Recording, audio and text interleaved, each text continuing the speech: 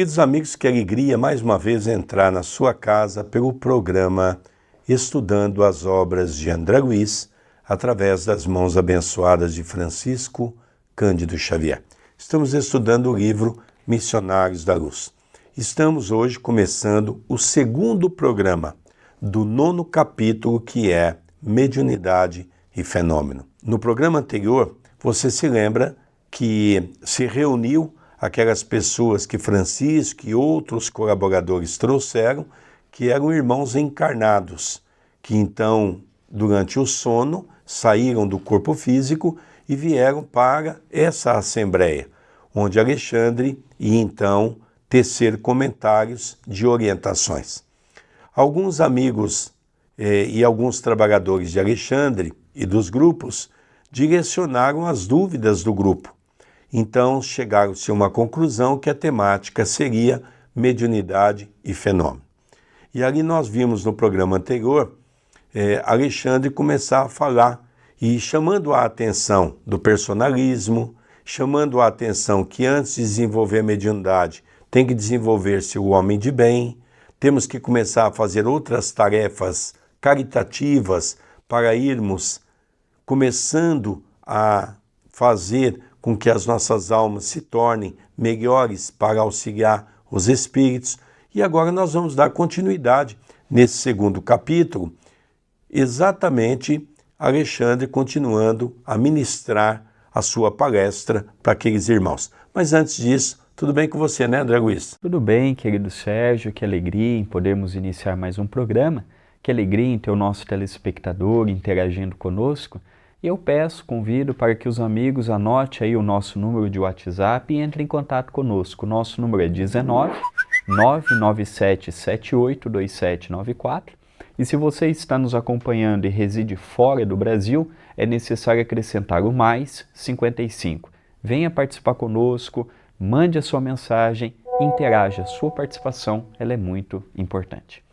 Dando continuidade na leitura, Alexandre continua no seu discurso. Em vossos desejos insopitáveis de intercâmbio com o invisível, naturalmente anelais a aproximação da sociedade celeste. Esperais a revelação da verdade divina e par de elementos insofismáveis, de certeza tranquila. Entretanto, para isso, é indispensável organizar e desenvolver vossos valores celestes, como criaturas celestiais que verdadeiramente sois. Todo um exército de trabalhadores do Cristo funciona em cada núcleo de vossas atividades relativas à espiritualização, convocando-vos ao sentimento iluminado, à virtude ativa, ao departamento superior da vida íntima. Todavia, é ainda muito forte a vossa tendência de materializar todas as expressões do Espírito, esquecidos de espiritualizar a matéria. Solicitais a luz, quase sempre perseverando nas sombras. Reclamais felicidade, semeando sofrimentos. Pedis amor, incentivando a separação. Buscais a fé, duvidando até de vós mesmos. Então nós vemos aqui, quando ele fala da virtude celestial, que é o que nós temos que buscar, isso eu acho muito interessante, porque logicamente ele põe o topo. Nós temos que almejar alguma coisa. E ele coloca logicamente uma linha de trabalho onde nós vamos almejar chegar ao topo. E chegar ao topo da evolução, logicamente, é passar por uma mudança íntima e uma transformação muito grande. Então ele começa a colocar para nós a importância desse esforço, dessa dedicação, mas o que nos chama a atenção é que em vários momentos ele reflete que nós temos que estudar e nos preparar mais. Realmente é isso que nós vemos a grande preocupação da espiritualidade, não é? É ele colocar para nós que nós somos uma edificação divina. Todos os núcleos têm os colaboradores, os arautos do bem. Mas quando ele diz isso, é todos os grupos sérios, todos os grupos que trabalham com uma finalidade, que é a finalidade de ajudar o próximo e de ajudar a si mesmo através da melhora íntima. Não significa que aqueles grupos que ficam brigando, degradando-se por cargos, por poderes. Logicamente, os bons espíritos não vão perder tempo com pessoas com essas mesquinharias. Ele está dizendo aqui de grupos sérios, mesmo porque vamos relembrar que os grupos que ali estavam representados de irmãos desencarnados, eles estavam ligados a determinados grupos de encarnados. E, logicamente, pessoas que estão em condições já de começar a idealizar um trabalho, mas sem esquecer de uma preparação que deva acontecer, né, André Luiz? Sem sombra de dúvida. Nós vemos o preparo, a dedicação que nós, os medianeiros, devemos ter. E essa simplicidade, os pés no chão, para que não venhamos a perder um início promissor no caminho com os bons espíritos. Continua Alexandre. A possibilidade de comerciar emoções com as esferas invisíveis que vos rodeiam não representa, de modo algum, a realização espiritual imprescindível à edificação divina de cada um de nós, porque o problema da glória mediúnica não consiste em ser instrumento de determinadas inteligências, mas em ser um instrumento fiel da divindade. Para que a alma encarnada efetue semelhante conquista, é indispensável desenvolva os seus próprios princípios divinos. A bolota é o carvalho potencial. O punhado de sementes minúsculas é o trigal de amanhã. O germe insignificante será em breves dias a ave poderosa cortando amplidões. Aqui, André, a gente vê exatamente Alexandre demonstrar simplicidade. Não adianta a gente querer, como diz um ditado aqui no Brasil, enfeitar pavão. Nós temos é que trabalhar com simplicidade, com amor, com carinho, sempre com um objetivo: servir. Essa é e deva ser o lema dos espíritas: servir, como é o lema dos cristãos na época do Cristo, não é? Então a gente percebe a preocupação que ele tem, e eu gosto muito desse exemplo, né? Um punhado de sementes minúsculas é o que forma o trigal do amanhã, não é? Então, quando a gente passa perto de uma plantação de trigo, que é muito bonita, diga de passagem, principalmente quando ela está soltando a florada, é uma coisa muito bonita. E aquilo nós sabemos que vai gerar um fruto, que é o nosso pão de cada dia. Então veja como Deus, nas coisas pequenas, fez nos dar coisas grandes, não é? É isso uma das coisas que me chamou bastante atenção. Simplicidade, que é o que eu acho que está faltando um pouquinho para o nosso movimento espírita. Continua a leitura. Alexandre estava cada vez mais empolgante e belo. Do alto jorravam-lhe sobre a fronte fios irisados de brilhante luz. Mediunidade, prosseguiu ele, arrebatando-nos os corações, constitui meio de comunicação. E o próprio Jesus nos afirma: eu sou a porta. Se alguém entrar por mim, será salvo, e entrará, sairá e achará pastagens. Por que audácia incompreensível imaginais a realização sublime, sem vos afeiçoardes ao Espírito de verdade, que é o próprio Senhor? Ouvi-me, irmãos meus, se vos dispondes ao serviço divino, não há outro caminho senão ele, que detém a infinita luz da verdade e a fonte inesgotável da vida. Não existe outra porta para a mediunidade celeste, para o acesso ao equilíbrio divino, que anelais no recôndito santuário do coração. Somente por meio dele, vivendo-lhe as sublimes lições, alcançareis a sagrada liberdade de entrar nos domínios da espiritualidade e deles sair conquistando o pão eterno que vos saciará a fome para sempre. Sem o Cristo, a mediunidade é simples meio de comunicação e nada mais. Mera possibilidade de informação, como tantas outras, da qual poderão assenhorear-se também os interessados em perturbações, multiplicando presas infelizes. Lembrai-vos, contudo, de que a lei divina jamais endossou o cativeiro e nunca sancionou a escravidão, Esquecestes a palavra divina que pronunciou, vós sois deuses. Aqui nós temos aqui alguns pontos que vale a pena a gente fazer aqui uma reflexão, não é? Primeiro, pela segunda vez, a gente vê a questão do Espírito de verdade, que é o próprio Senhor, que é o próprio Cristo. Nós vamos encontrar isso também no Evangelho segundo o Espiritismo, capítulo 6, o Cristo Consolador, aquelas 4 mensagens que é das instruções dos Espíritos, assinado pelo Espírito da Verdade. E nós vamos no livro dos médiuns, Allan Kardec, quando fala da mediunidade e psicografia, no rodapé ele coloca uma nota dizendo que o Espírito de verdade é Jesus, porque ele então faz uma série de avaliações, o tipo da mensagem, a sua conotação, o médium que a recebeu, um espírito altamente preparado para isso. Então, nós percebemos a grandeza desse momento. Um segundo ponto também que nós vamos ver aqui é que a mediunidade não é apenas para receber espíritos bons. E ele diz aqui, se ela não for totalmente preparada, o médium poderá cair na mão de obsessores ou aqueles espíritos que nós chamamos de fascinação. O médium pode ficar fascinado. Exatamente por não ter conhecimento, fica um instrumento cego à mão dos espíritos inferiores. Esse é uma outra preocupação. Ele diz até uma coisa interessante, como se fosse um processo de cativeiro e de escravidão.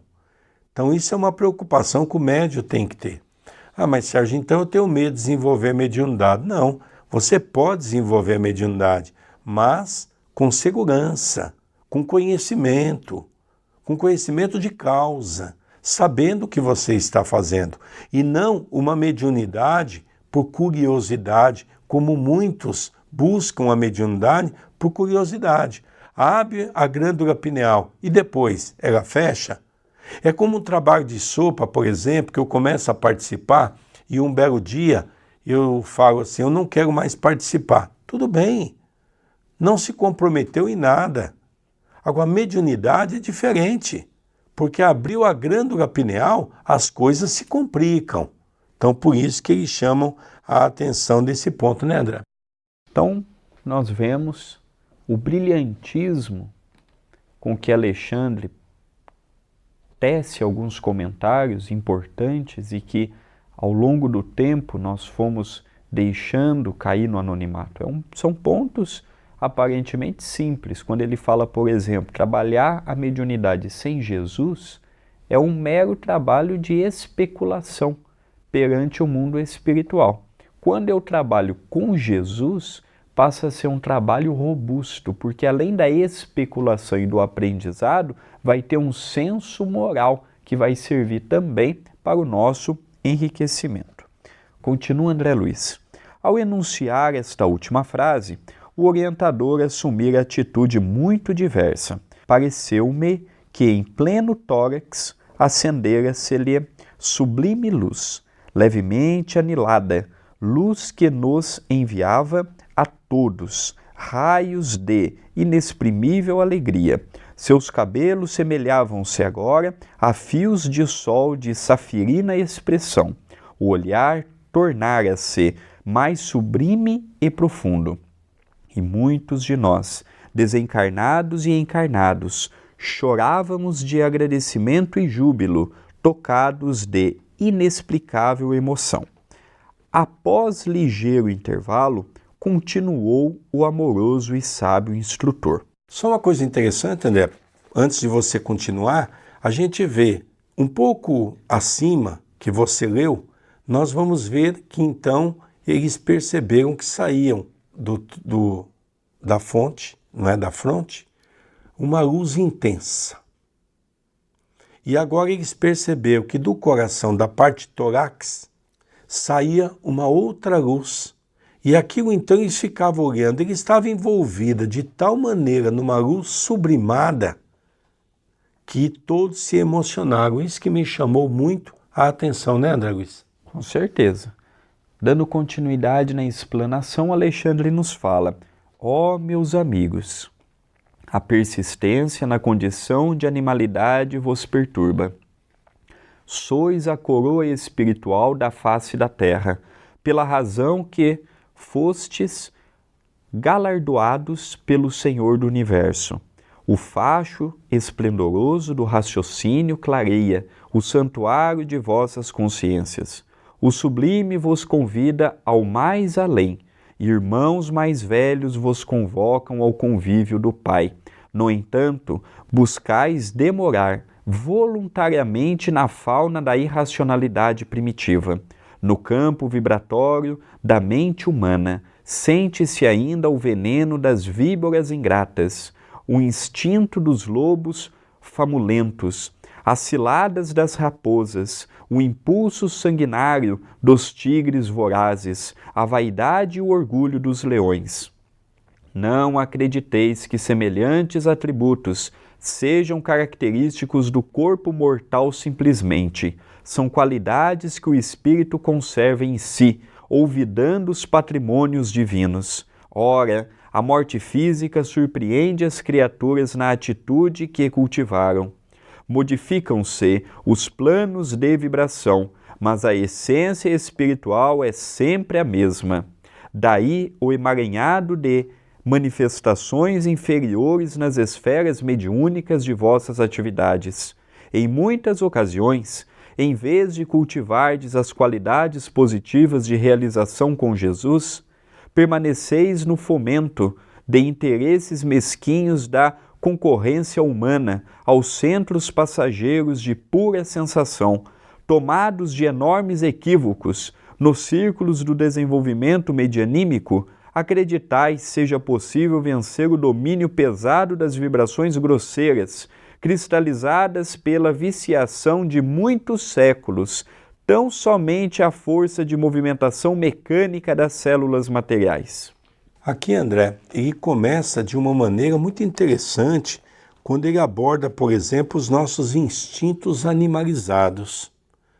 Primeira coisa, temos que eliminar os instintos animalizados. Isso é muito importante. É os nossos vícios, seja no campo da gula, seja nas drogas, no alcoolismo, seja no campo da fala, quando nós fazemos fofoca, quando nós somos pessoas que não agimos corretamente com o próximo. Então, primeiramente, nós temos que começar a corrigir os nossos erros, para começarmos a pensar em trabalhar com mediunidade. Então, aqui é uma coisa que a gente tem falado sempre. Mediunidade não é apenas desenvolver, mas é desenvolver com responsabilidade, porque o médium amanhã pode ter um fim cruel. É como Allan Kardec fala no livro A Gênese. Se você não for um químico e for mexer com a ponta dos dedos produtos químicos, fatalmente você vai as queimá-la. Se for mexer com mediunidade e não tiver conhecimento próprio, poderá ficar sob o guante de um processo obsessivo. Isso é muito sério, essa orientação de Kardec, André Luiz. Sem sombra de dúvida. Por isso que ninguém é convidado a desenvolver a mediunidade, tirando aqueles que já vêm com a mediunidade latente. Mas se nós escolhermos este caminho, estejamos confiantes e, ao mesmo tempo, conscientes do papel que nos cabe. Ser médium ou médiums é ser uma pessoa comum, apenas e tão somente com uma vigilância redobrada, já que nós somos acompanhados pelos espíritos. Continua Alexandre. Sem qualquer preparação, intentais a travessia das fronteiras vibratórias, invocando as potências invisíveis de qualquer natureza para o adestramento de forças psíquicas, qual homem leviano que exige orientadores ao acaso, em plena multidão, esquecidos de que nem todos os transeuntes da via pública permanecem em condições de beneficiar, orientar e ensinar. Se as máquinas mais simples da Terra pedem o concurso preparatório do operário, para que o setor da produção não desmereça em qualidade e quantidade, como esperais que a mediunidade sublime se reduza a serviços automáticos, a puras manifestações de mecanismo fisiológico, indene de educação e responsabilidade? Sempre será possível abrir meios de comunicação entre vós, outros, e os planos que vos são invisíveis. Mas não esqueçais que as afinidades são leis fatais de reunião e integração nos reinos infinitos do Espírito. Sem os valores da preparação encontrareis irremediavelmente a companhia dos que fogem aos processos educativos do Senhor, e sem as bênçãos da responsabilidade encontrareis logicamente os irresponsáveis. Objetareis que o fenômeno é indispensável no campo experimental das conquistas científicas, que o inabitual deve ser convocado a favorecer novas convicções. Entretanto, somos dos primeiros a reconhecer que os vossos caminhos na crosta se desdobram entre fenômenos maravilhosos. Então veja, André, que realmente, quando a gente estuda profundamente uma mensagem como essa, logicamente a gente vê o teor da gravidade, que Allan Kardec anuncia no Livro dos Médiuns. Os espíritos superiores chegam a dizer a Kardec: se vocês forem querer o nosso convívio e não se preocuparem em corrigir as suas mazelas, em estudar, você não conte conosco. Com certeza vocês vão ficar sob a orientação de espíritos brincalhões. Allan Kardec, em vários momentos, traz para nós essa orientação. E agora vem André Luiz enfatizando essa questão, o tempo todo batendo nessa tecla, mostrando quais são as variáveis da mediunidade, mostrando as suas consequências e, ao mesmo tempo, mostrando os seus perigos. Então ninguém pode dizer amanhã: eu fui para a mediunidade e me dei mal. Você se deu mal porque você quis, você não recebeu as orientações. Agora aqui também vem uma orientação para o dirigente espírita. Se você também não tiver muita responsabilidade e ajudar as pessoas a desenvolver a mediunidade sem preparo, cuidado, você também tem responsabilidade direta nesse caso. Então nós temos que ter muito cuidado, muita responsabilidade para amanhã a gente não colher frutos amargos. É isso que André Luiz vem nos advertir. Por isso que eu convido os amigos que estão nos assistindo nesse momento a pegar o link que está no YouTube, copiar e colar, mande no seu grupo de WhatsApp, divulgue para as pessoas que trabalham numa mesa mediúnica do teu lado. Não pegue esse programa e fique só para você. Veja o esclarecimento que nós estamos tendo em Missionários da Luz. Hoje nós temos no meio espírita o modismo de livro romanceado. São livros importantes, são livros sérios também, mas nós não podemos deixar a obra de Kardec e a obra de Chico Xavier de modo secundário. Vamos então dar continuidade na leitura. Já resolvestes acaso o mistério da integração do hidrogênio e do oxigênio na gota d'água? Explicastes todo o segredo da respiração dos vegetais? Por que disposições da natureza viceja a cicuta que mata ao lado do trigo que alimenta?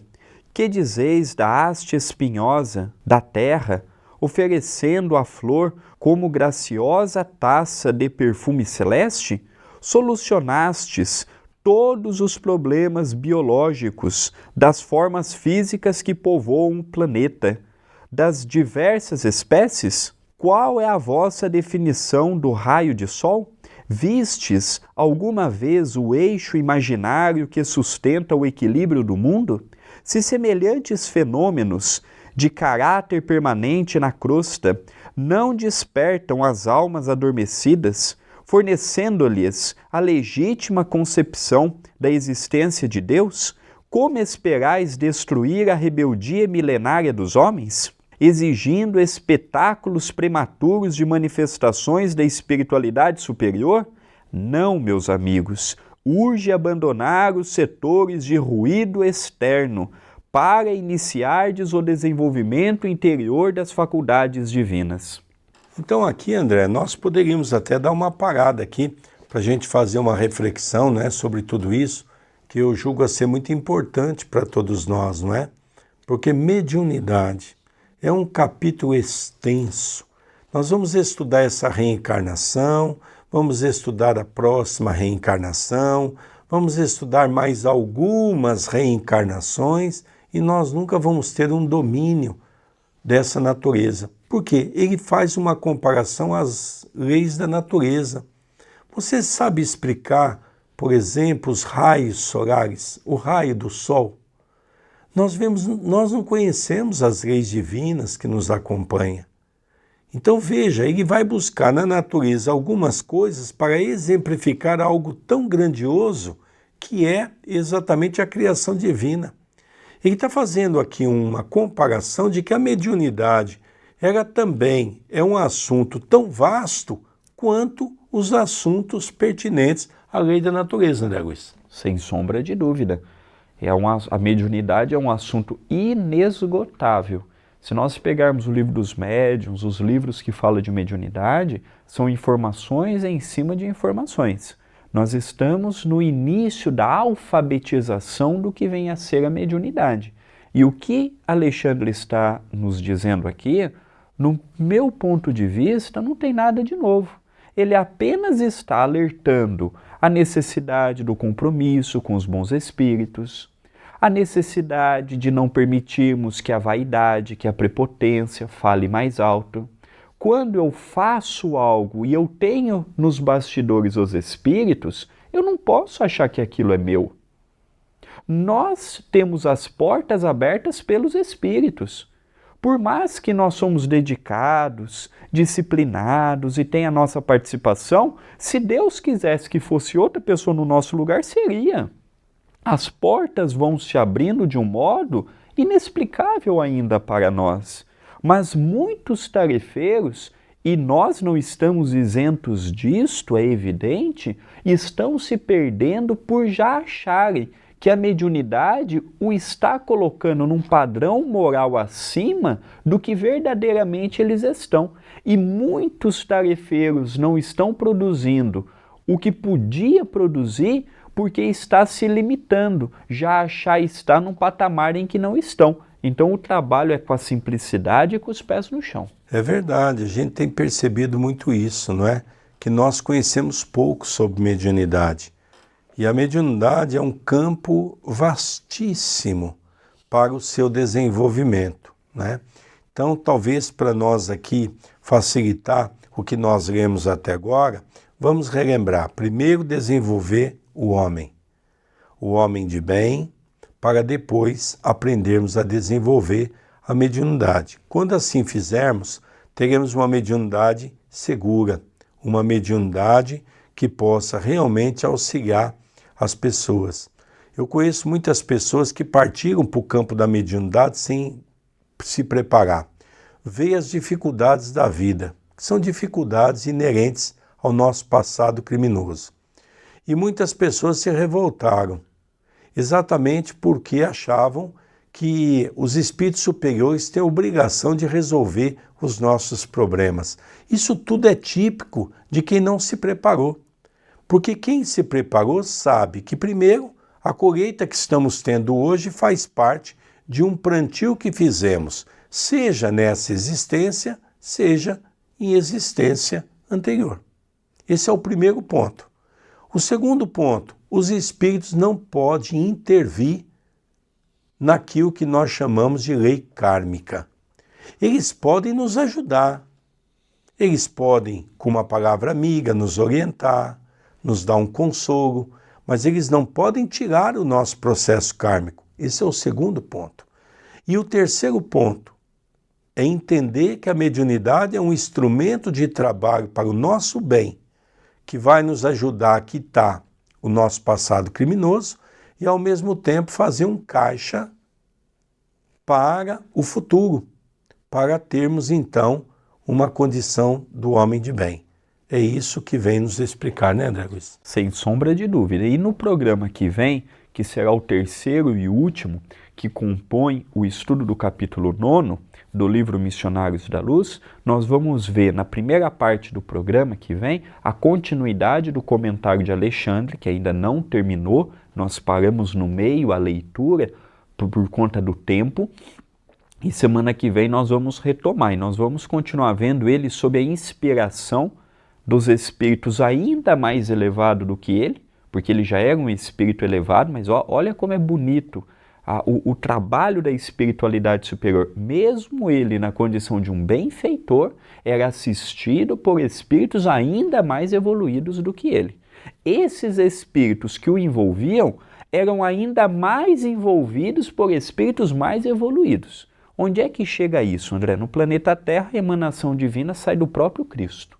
Então, do Cristo vai ramificando até chegar em nós. Até chegar em nós a luz e o esclarecimento. É uma coisa interessante, não é? Quando a gente, por exemplo, estuda esses amigos espirituais que desenvolvem todo esse trabalho, não é?